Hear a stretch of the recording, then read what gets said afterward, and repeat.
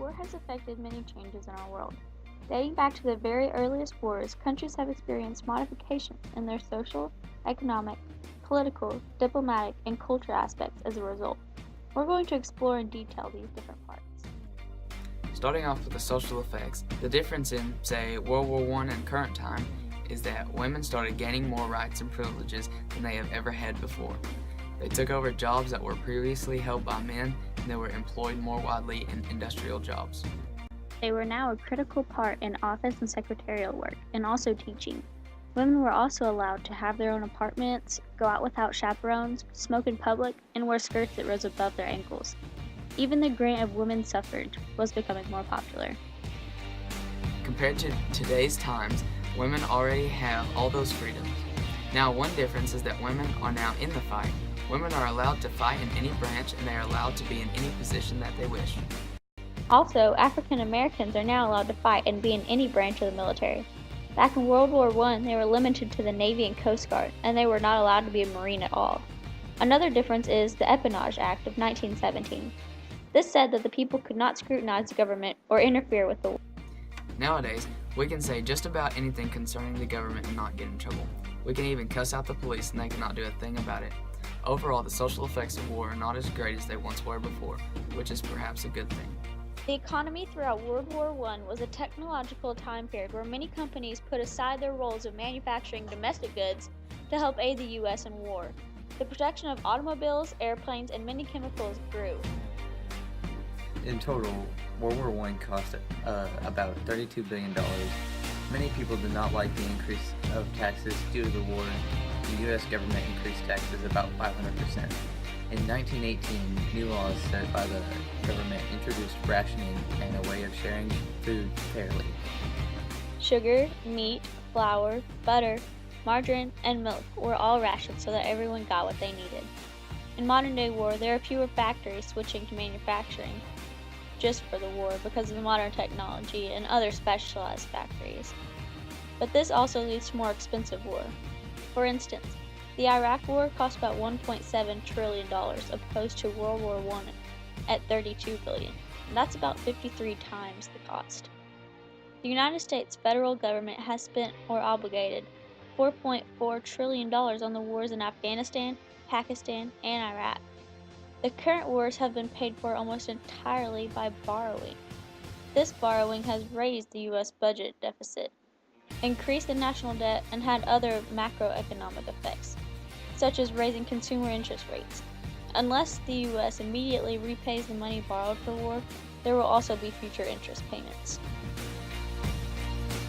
The government played a big role throughout World War I and has greatly influenced modern war today. For example, the government's power grew and expanded with the help of the relationships they have made with businesses. The government started to actually work with businesses instead of just ordering them around. Because of this, governments continue to do this today by working with the people in business. The government did this to make sure the businesses were producing the right amount of equipment and the right kind that the armed forces needed.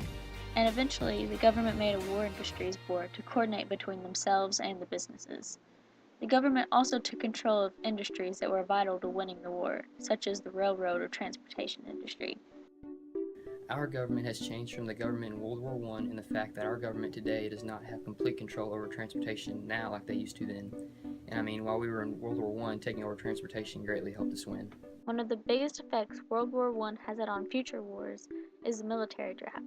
During World War I, the number of men volunteering for the war decreased drastically, so much that the government came up with the Military Service Act, which called for all unmarried men to join the war, and they eventually called upon married men too.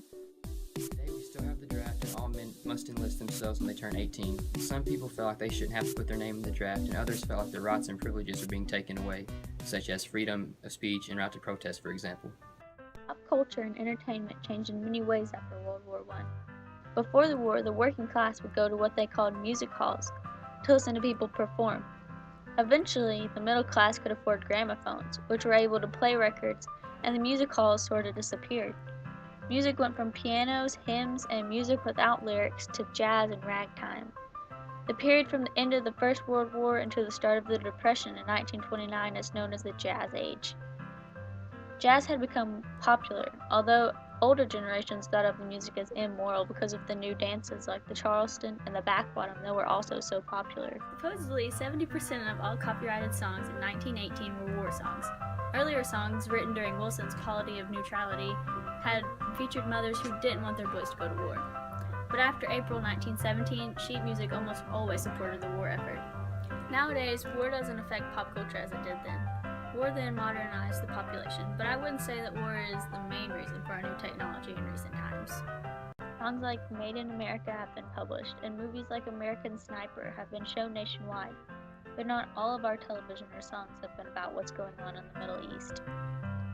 Art and sports were also growing in popularity because of the new players and artists coming back from the war, and now everyone was able to put their focus on other things.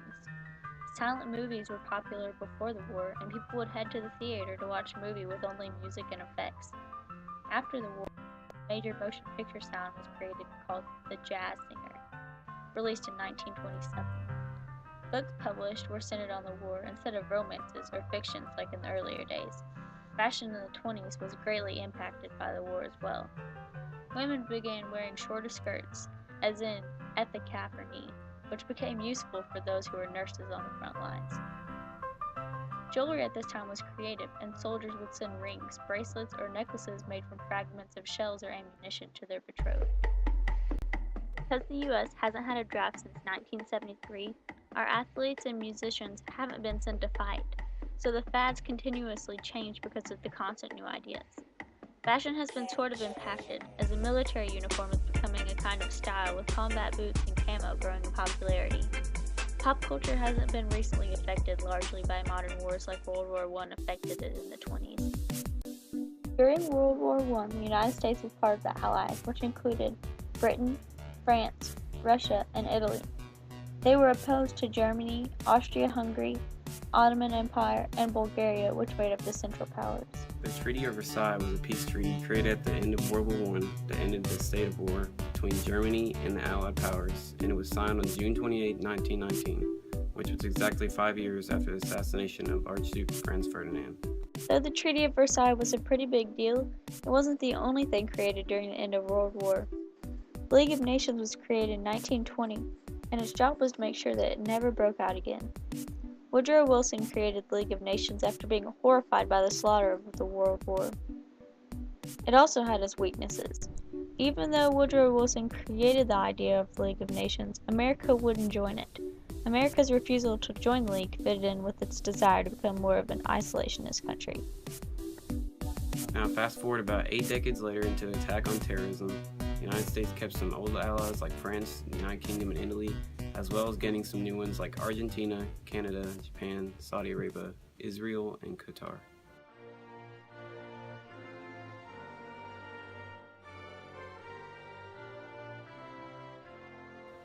God bless America.